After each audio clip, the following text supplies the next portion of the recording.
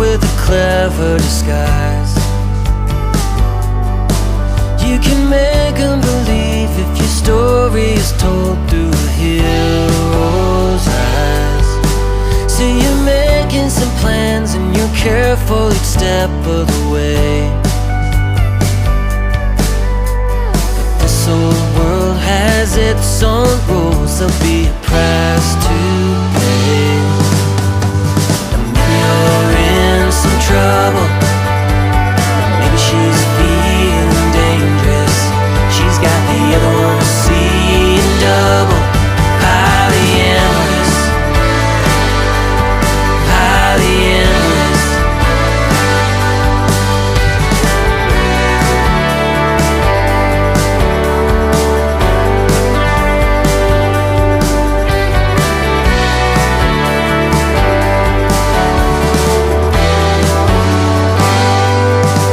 Now the lives that you lead make your battles all feel like war.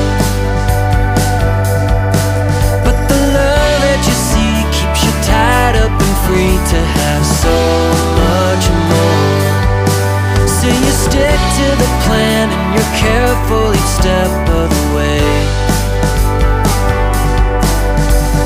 This old world can be so cruel, there'll be a price to pay.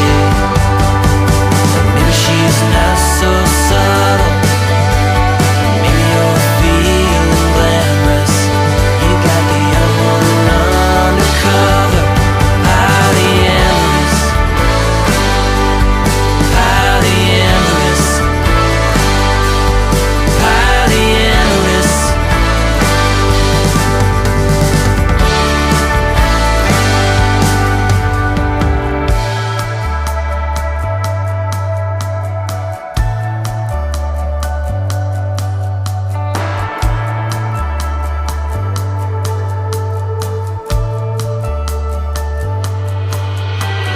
Maybe it's too much trouble, maybe it's not so glamorous.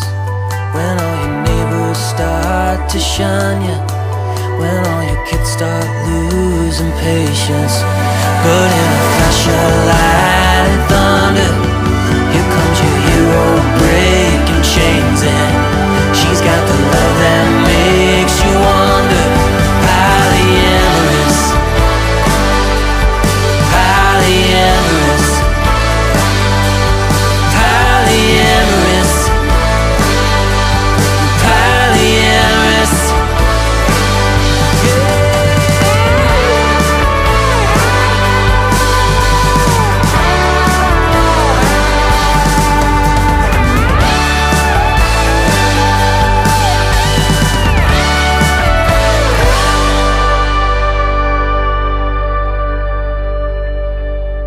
Well, ladies and gentlemen, as promised, that's a brand new single. That's Polyamorous from the amazing Sam Outlaw, born and raised in California, and he's on the line now. How you doing, Sam?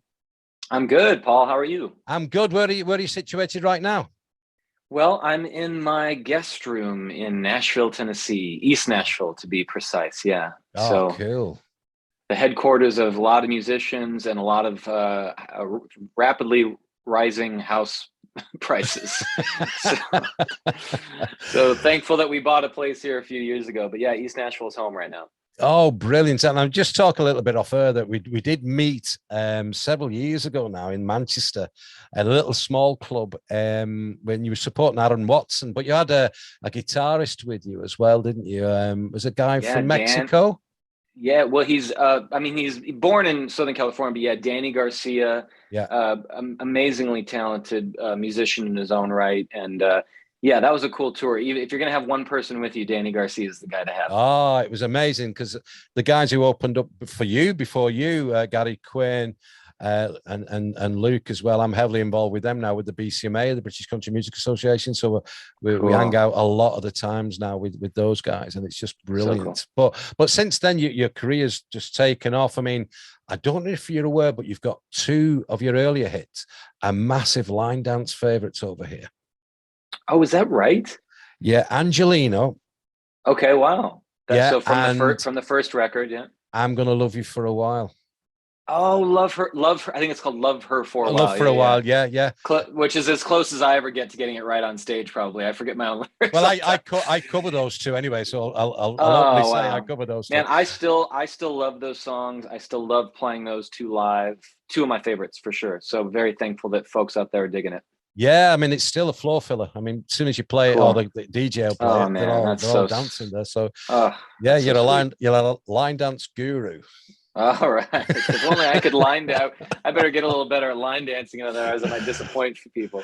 Yeah, well, I always say to the audience, I know every line dance step, but not necessarily in the right order. So you'll be fine. Just use that line. Right. Okay. Yeah. Right. Okay. But no, getting back to the new single, I mean, phenomenal. I mean, it's a haunting melody line, which I love about your music as well. It sort of bucks the trend a little bit. It's sort of you don't go straight down the middle. You sort of you hug.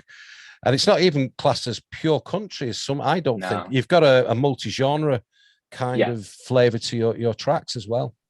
Yeah, man. I mean, well, first of all, when I came up with this hook for polyamorous, my first thought was, what the hell am I going to rhyme with polyamorous? You know, so it was a little bit of a writing challenge from a technical standpoint.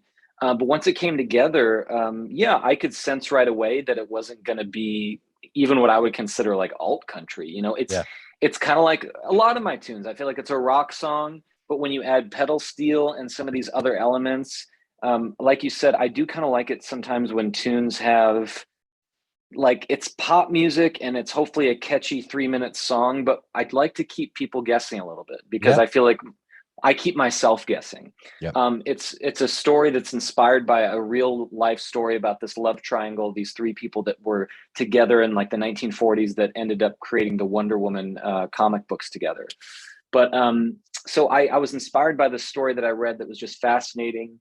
It's very rare that I have like a story that sets me off to write a song. Normally I'll just get a hook in my head and then try to write lyrics for the hook. But in this case, it kind of started there. But yeah, I'm so thankful that folks are finally getting to hear it, and I can't wait to play it live. Yeah, and then obviously it's part of a brand new album as well. Is it Popular Mechanics?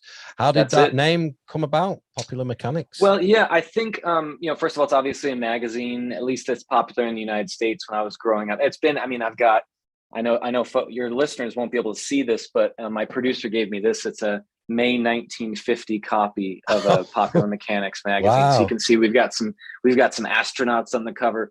But Popular Mechanics was a popular magazine that was targeted to young boys, where it would give them the tips for how to build things, how to make things, and then it would also kind of get them excited about like future technology.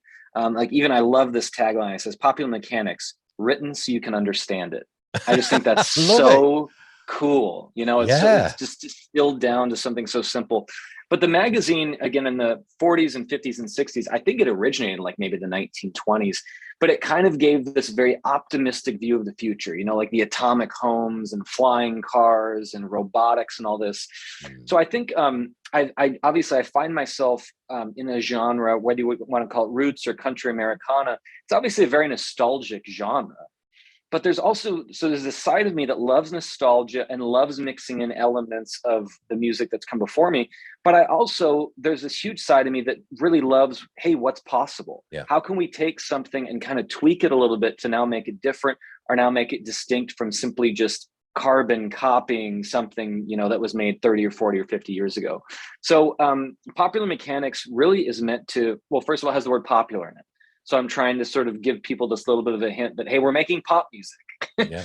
If you want to call it country or alt country, whatever name you want to, I don't care. But at the end of the day, we're making 3-minute pop songs. Okay. Yeah. And then the mechanics part really comes down to the fact that I wanted to make an album that showcases the exploratory nature of the studio. The way I record songs is very different than the way I perform them live. I think that's the case for most musicians. And so I got to work with a producer that I met at the Grand Ole Opry. He lives in Nashville. His name's Cheyenne Metters. He's going to be on tour with me actually in the band. But he's just an absurdly talented multi-instrumentalist. When we went into making the record, I threw him this ridiculous laundry list. Okay, I'm influenced by this Bruce Hornsby record, and also this Phil Collins record, and also this Madonna thing. And I also really like Enya. But I want to have pedal steel. So I gave him this ridiculous kind of list of things I wanted to try to bake into the tunes. And then he amazingly was able to put things together in this kind of cohesive package. So it's also sort of a nod just to engineers and to the amazing challenges that they face from a technical standpoint of taking an artist and making their vision into a reality. And it's very much like, I would say, like Casey Musgraves has got the same kind of vibe going on, hasn't she? Totally. She says, you know, her music, I could listen to her music, and it's just hauntingly, you know, you could listen to it on a beach, which I have done, but then you can listen to her in a coffee shop in the background, and it's that it crosses all kind of boundaries. And I think country music, if you want to sort of put an umbrella, I think country music is like that anyway now. There are so many different elements. It's not tailgates and honky tonks, and it's not three chords and the truth anymore. You're telling a story, and it sort of encompasses that genre, I think, with everything. That's right. But like your music, and you've gone down so well at folk festivals as well, which is in Cambridgeshire. I think you've been on in Cambridgeshire. Cambridge Folk Fest, yeah, because I was hoping to get there to see one. you. Yeah, but I didn't get a chance to go. But you cross all sorts of boundaries. But you're telling a story, and it's a story that people want to listen to. Thanks, man. Yeah, and again, I mean, something Casey Musgraves has quoted, which many other people have quoted, which is there's really, at the end of the day, only two genres of music. There's good music and bad music. And so I'm trying to make good music. I genuinely, I had a little bit of a mission to make quote unquote classic sounding or classic country influenced music early on, because I was in LA in 2009 and no one else at that moment was doing that. So there must be some sort of subconscious instinct inside of me to like provide the thing that's not there. And I think especially now, since maybe moving to Nashville, where I'm obviously kind of more surrounded with country, maybe it is almost natural that I sort of instead was embracing a bit of more of a rock or pop or alternative sound, because that's just where my artistic instincts go. I tend to go, my brain must be subconsciously saying, okay, what do we have plenty of? Well, in Nashville, at least we have plenty of country. So what can I do to kind of take that sound and twist it and manipulate it into something that's maybe a little different? I think Casey's a great example. I look up to her tremendously as an artist. I love the fact that she's always pushing the envelope. She also has gotten a lot of blowback for not being country enough. And again, if you see her live, there's no one more country than Casey Musgraves. Yeah. I mean, like her sound, her music, her roots are there. But she, just like me, probably gets bored doing the same old thing and wants to explore. You know, like art should be about exploring, right? Absolutely. I was quite fortunate to see her at the C2C some years ago, and all the band come out with these bulbs all lit up around the clothing, you know, and I thought, whoa. And I was just saying to another artist earlier on that I could listen to Slow Burn, a single. Me too. Haunting song again. It's like that. Reminds me of, did you ever get into those Sufjan Stevens records? He was kind of an indie folk. A lot of those reminds me a lot of his melodies, which were it's that kind of, on the surface, they're not sad, but there's something about that feels sad. Yeah. And I love that. That's my favorite music. Yeah, because you can listen to it, but I go to sleep quite a lot with my headphones on because I was in a bad accident once and I wanted to wean myself off painkillers. So I thought, I'm having headphones, I'm listening to music, and I'll drop off and I'll subliminally listen, especially if I'm going to learn a song as well, because I do a lot of covers and stuff as well. But I'm thinking, and then I listen to Casey Musgraves, and you listen to it, and it takes you down these avenues. And you can imagine what she's imagining, you know, and your music is very similar to that. You know, I do akin it to that, where you listen to it and you're thinking, and like you say, it keeps you on edge. It's not something that you'll read a title and you think, oh, it's about that. It's about a couple of buds and steaks. Right. Yeah. You know, you keep us guessing all the way through that, which, you know, keeps everybody entertained and wanting more, I think, as well. Thanks, man. Well, again, I'm sure like you, when you play live, you got to keep yourself interested, right? Yeah. If you start getting bored with your own performance or your own artistry, there's very little chance that the audience is going to be excited by it. So I think when I first started making these new songs in 2018 and ended up shelving a lot of it, it was because I sensed myself trying to play it safe, because I was kind of like, well, I wonder if the folks who liked, you know, Love Her for a while will be able to get on board with a song called Polyamorous, you know? And so I just, at some point I'd say, all right, Sam, you got to stop caring about that. Because I don't even think I knew I cared about that. But then once you have a little bit of career going, a little bit of traction, you just naturally start going, oh, I hope people still like me if I do this. Hope people don't abandon me if I do this. And I had to make a decision. It's more important for me to be me than to do a single thing in hopes of quote unquote keeping a fan or whatever. So that was kind of, I think, maybe why it was a hard fought victory to make this record. I'm at the end of the day very proud of it.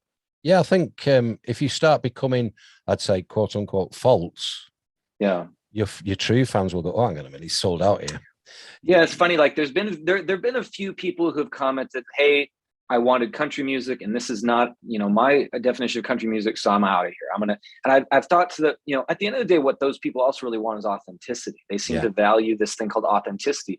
And I haven't tried to push back with anyone, but what I would say to these folks is, look, believe me, if someone starts by making what you deem country music and then has moved into a different sound, they're doing that because they're being authentic to themselves.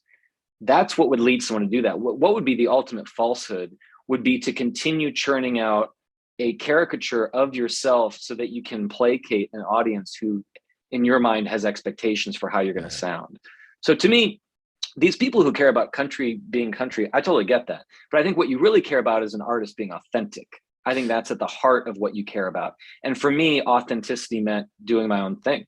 No, I totally agree with you. And like I say, you listen to the charts now, and there's all sorts of political games going on where you've got one artist who's got like 4 in the top 10, and it's all that. But then you're listening to it, and there's no, you could close your eye, like I say, I close my eyes and go, right, who sings that? And I have no idea who actually sings that, because it molds into the same song, It becomes very, very generic. And this is because so much of the industry, not so much artists, but the industry obviously is all about the commerce side. They love artists, but at the end of the day, they want artists who makes the money. So once one thing starts making money, they don't say, well, how can we do something different? They say, how can we do just more of that? So it's natural. It happens in every genre, it happens every day, and it always has happened, always will happen. The artists that I look up to the most were usually the ones who kind of freaked people out on a regular basis. Those are the ones that I think I connect with. I also love country artists like Alan Jackson, who, when you put on an Alan Jackson record, it's gonna sound pretty much like the record that came out before it. So it's, again, I think what I'm saying is I personally don't have rules with who I listen to. And I try to not have rules with myself when I'm making or when I'm performing. I would hope that other people feel the same way. Not everyone does, and that's okay. I think Alan Jackson has this contract where he says, I've got to have that guitar lick in every song. I love, I know he's not in the greatest of health at the moment, but is that right? Is he ill? I didn't know that. Yeah, he's got like a degenerative, I can't even say it, degenerative condition.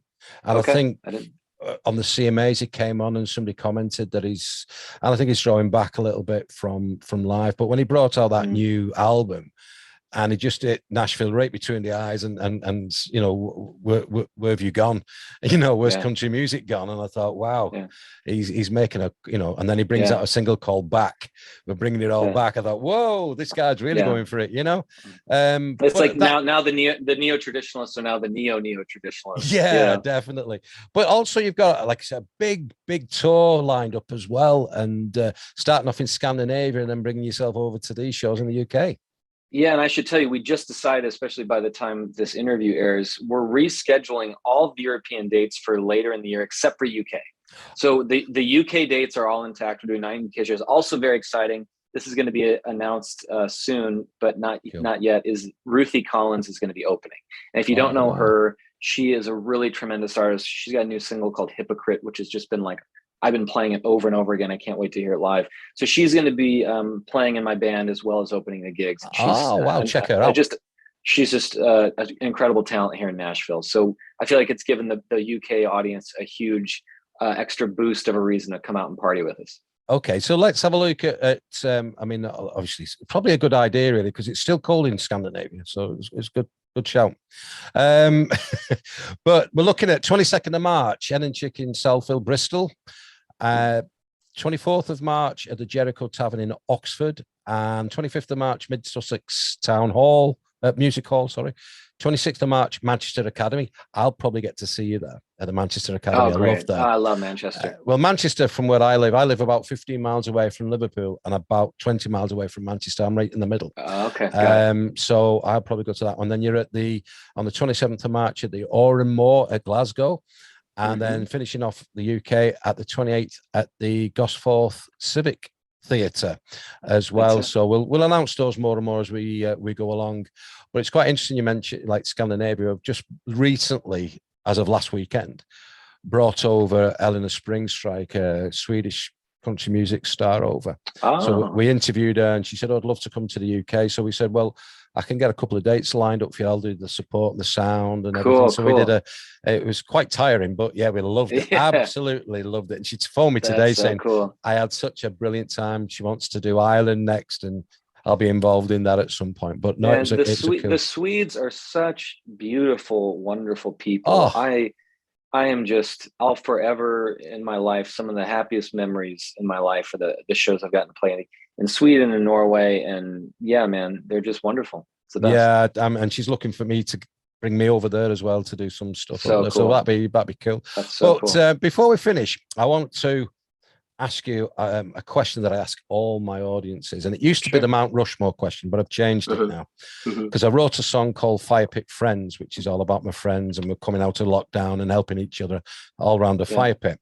So if you had 5 guests to invite round your fire pit to party steaks, beer, pass the guitar around, who would those 5 people be? Now it could be family, musical, religious, you name it. Sure. It's your party. Who would those people be? Do these have to be people I know or people I'd hope to know, or is it completely open? It could be a mixture, past, present. Sure. No, don't know. Would love to have met I'll keep it within the realm of reality and try to answer based on people that I actually know. First of all, my wife and kids, obviously. Good choice. Even though we've spent way too much time together since the lockdown, amazingly, we've come out of this more in love and even liking each other more than ever. So awesome. My wife, Andy, my 5-year-old Leo, my 3-year-old Magnus, they're just the best in the world. I've actually got a friend based in London whom I just adore. He's a very talented pedal steel player named Matt Park. So I'll give him a shout out. I would love to have Matt there. He's awesome. A music collaborator that is kind of become like the 5th member of our family. And she's one of my wife's best friends, one of my best friends, watches our kids, sometimes tours my band. Her name's Molly Pardon. Oh, and wow. She's actually on tour in the UK right now. Yeah. So I just love her to pieces. And let's see, who else would we want to get in there? I'm one of those rare people that has a good relationship with my siblings. So I would love to have my brothers, my sister, my dad. My mom's passed on, but I feel like she's always kind of watching over us in spirit, you know? Yeah. But yeah, honestly, maybe it sounds cheesy, but genuinely the people that I get to see, the close friends I have, those are the people that I get to have in my life currently, and even in my fantasy world of having a little hang around the fire. I think it would be those same people. So well, that's already told me quite a lot about you, about being that the support bubble around you, which is, you know, your family and friends. And you've not gone for the big hitters, you know, the superstars like some people do, which is fine. They're their big inspirations, or they might even said Jesus Christ, whatever. Right. You've gone for people who mean the most to you in your circle at the moment. And that tells me a lot about you, which is brilliant. Well, I'm a very blessed person. I know that word gets thrown around a lot, but I have not been a perfect man. I don't feel like I necessarily deserve what I've got, but I've been blessed with it. I'm trying to never take it for granted. And certainly when it comes to my family here at home, I mean, going through a pandemic with 2 little kids at home, raising little kids anyway is a hilarious magic trick, but doing it through a pandemic and all the things that everyone's been going through the last couple of years, I feel like we've come out of it stronger, and I'm very thankful. So I'd like to get them all around the campfire, let the kids drop some s'mores on the floor and have a good time. Oh, no, it's been an absolute pleasure. Hopefully I get to see you on the 26th in Manchester, and it'll be the day before I fly out. Hopefully, fingers crossed, fly out to Canada for a bit of a vacation. Belated, good for you, man. A belated birthday from last year. Oh, good for you. Good for you. So, well, if you come into the show, please do say hello. I will. If I seem frazzled, just remind me how I know you, because I'm probably going to be exactly, mate. You're in the zone when you're doing your gigs. I have, even at my level, I've got people coming over to me and they're going, hiya, and you're going, hey. I mean, I had it on Friday. Remind me, Yeah, and I'm going, but if I forgot the name, I always go, oh, thanks, buddy. Or if it's a lady, I go, oh, thanks, darling, or love. We call it love over here. Hi, love, how you doing? And I think, what's the name? Yeah. And they go, sometimes oh, I'm yeah, like, yeah. we all should wear name tags. It would just make things look easy. or on your base caps, you know. Sure. Yeah. But no. Hopefully we'll get to say hi there. But I'm really looking forward to seeing you live because absolutely true professional performer and one of my favorites. Thanks, Paul. Well, it was a real pleasure talking to you, man. Thanks for giving me a chance to talk a little bit. Yeah, do you want to do? I will just stop the recording, but do you want to do a liner for us quickly? Just of course, I'd love to. I'll just close this one down. But Sam Outlaw, good luck with the tour and your album, and look forward to seeing you live. Thank you.